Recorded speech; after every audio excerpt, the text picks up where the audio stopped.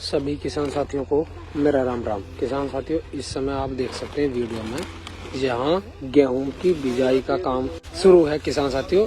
और ये जो हमारे किसान साथी गेहूं बो रहे हैं, ये श्री राम का 303 गेहूं वैरायटी है जो इस समय किसान साथी इसको बोया जा रहा है। और ये आप देख सकते हैं, अब इसको जो है किसान साथियों टीट करने के लिए यदि हम बात करें तो इसी में एक पाउडर आता है, इसके अंदर ही।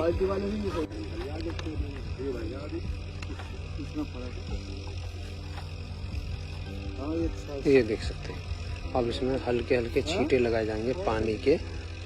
और पानी के छींटे लगाने के बाद में फिर जो इसमें पाउच निकला हुआ है कट्टे में ही, उससे फिर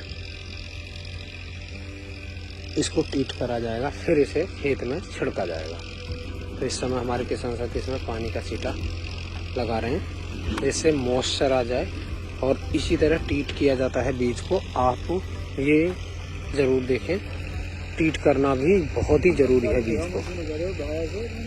अब ये इसको ब्लेड की सहायता से काट रहे हैं और इसमें कुछ पाउडर निकलता है इस तरह का, आप देख पा रहे हैं, सफेद कलर का पाउडर। इसको आपस में अच्छी तरह मिलाना होता है। तो इस समय हमारे किसान साथी बीज जो है मिला चुके हैं। हाँ, और इसको खेत में छिड़का जाएगा, यानी कि बिखेरा जाएगा किसान साथियों। अब हमारे किसान साथी इसको बिखेरने की तैयारी कर रहे हैं। तो किसान साथियों, अब हम जो आपको गेहूं दिखा रहे हैं ये टीट होने के बाद है। अब पहले था सफेद सा, जो अब जो लेयर आप देख पा रहे हैं बड़ी ही बारीक, इस पर सफेद सफेद लेयर जम चुकी है। जो पाउडर भैया जी ने बिखेरा था ना, वो अब आपको दिख रहा होगा गेहूं में।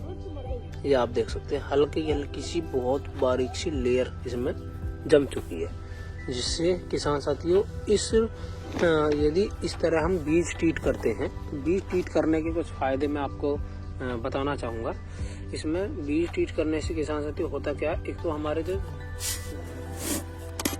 पक्षी होते हैं जो बीज को खा जाते हैं, एक तो वो नहीं खा पाते, या कुछ इसमें समस्याएं जो है चूहे भी खा लेते हैं गेहूं को।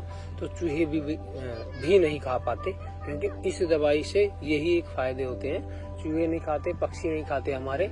और इसमें किसान साथियों जो हमारे कुछ फंगस जनित रोग रह चुके हैं या रह जाते हैं, उनको भी इसी एक फंगी जनित रोगों को कंट्रोल करने के लिए ही ये पाउडर होता है, जिससे फंगस ना लगे।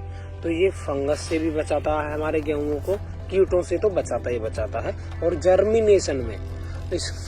जर्मिनेशन जब होती है हमारी गेहूं की, तो उसमें भी सहायता करता है। तो ये इसके टीट करने के फायदे हैं, जिससे किसान साथी हमारे टीट कर सकते हैं और किसान साथियों को बहुत अच्छे परिणाम मिलते हैं। टीट करना बहुत ही जरूरी है बीज को। आप चाहे किसी भी तरह का बीज बो रहे हैं खेत में, उसको टीट करना बहुत ही आवश्यक है।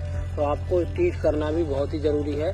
आगे हम किसान साथी से मिलाएंगे आपको कितने वर्षों से श्री राम का 303 बोते आ रहे हैं या पहली बार बोया है। अब हम किसान से मिलेंगे, जानेंगे किसान की जुबानी कितने वर्षों से गेहूं बो रहे हैं, वो भी श्री राम का। किसान साथियों, आज हम एक ऐसे किसान साथी से मिलेंगे जो हमारे किसान साथियों इस समय गेहूं की बिजाई कर रहे हैं। और किसान साथियों, अब हम किसान साथी से जानेंगे, एक तो उन्होंने कौन सी वैरायटी का जो है गेहूं का चुनाव किया है, किस वैरायटी के गेहूं को बो रहे हैं, और किसान साथी कितने वर्षों से इस वैरायटी को बोते आ रहे हैं। हॉर्न के विषय में भी जानकारी लेंगे, बेसल डोज के विषय में भी जानकारी लेंगे, बेसल डोज में क्या क्या दे रहे हैं। तो आइए मिलते हैं किसान साथी से। तो अंकल जी राम राम। राम राम जी। हमें अंकल जी एक तो गेहूं के बारे में बताइए, ये श्री राम का जो गेहूं बो रहे हैं 303, क्या सालों से बो रहे हैं? इस गेहूं को हम 8 साल से बुवाई कर रहे हैं इसकी। 8 साल से जी। इसका नाम है श्री राम सुपर 303। अच्छा, श्री राम सुपर 303 ये गेहूं की वैरायटी है जी। तो अंकल जी हमारे किसान साथियों को एक तो इस वैरायटी के इस जानकारी और दीजिए, क्या ये कितने किलो बीघे का आपको यहाँ या एकड़ में लगता है? 8 किलो बीघे की बुवाई होती है जी इसकी। 8 किलो बीघे की बुआई करते हैं। हमारे यहाँ बीघा 5 विषय का होता है। और आपके यहाँ जो विषय है वो 5 विषय का बीघा होता है, या हम कहें तो कच्चा बीघा है। अच्छा। तो इस बार आप कितने बीघा में ये श्री राम का गेहूं सुपर 303 वैरायटी लगा रहे हैं? 50 बीघे में लगाएंगे, जिसकी बुवाई करेंगे। 50 बीघे में। जी। और इस समय जो किसान साथी है, यदि मैं बताऊं तो इन्होंने 10 बीघे की बुआई जो है बिखेर चुके हैं। बीज खेत में ट्रैक्टर चल रहा है, वो भी हम आपको आगे दिखाएंगे। तो आपने जो इसमें बेसल डोज में क्या क्या दिया है ये और हमारे किसान साथियों 10 किलो की DAP दे रहे हैं 1 बीघे में। 10 किलो बीघे की DAP दे रहे हैं 1 बीघे जी। और मैं ये और जानना चाहूंगा जी, कितने पानियों में ये जो है पककर कंप्लीट हो जाती है? ये 145 दिन में पकता है, लेकिन इसमें पानी लगते हैं 5। 145 दिन की इसकी पकने की अवधि है जी। और लगभग 5 पानी लग जाते हैं जी। और मैं यदि बात करूं जी, पहले पानी की ज्यादा इम्पोर्टेंट बताते हैं लोग कि पहला पानी कितने दिनों में दे देना चाहिए और पहले पानी पर क्या क्या खाद और देने चाहिए? 22 दिन से 28 दिन तक लगा देते हैं हम तो पहला पानी 22 दिन से 28 दिन में लगा देते हैं। और पहले पानी पर, या मैं कहूँ तो पहले यूरिया में के साथ में कौन कौन से खाद और देते तो हैं? अब अपने किसानों की समझ है, कोई धंजाम गोल्ड लगा रहा है, कोई मिक्सचर लगा रहा है, कोई सल्फर लगा रहा है, और हम तो बायोवीटा लगाते हैं, जो जाई माता बायोवीटा। बायोवीटा लगाते हैं आप? जी। 1 किलो बीघे का। 1 किलो बीघे का। और पैदावार कितने मन बीघे की आपने? तो आज तक 4-5 साल से बुवाई करी है इसकी। 12 मन बीघे का जी निकल गया हमारा। 12 मन बीघे का आपका निकल जाता है।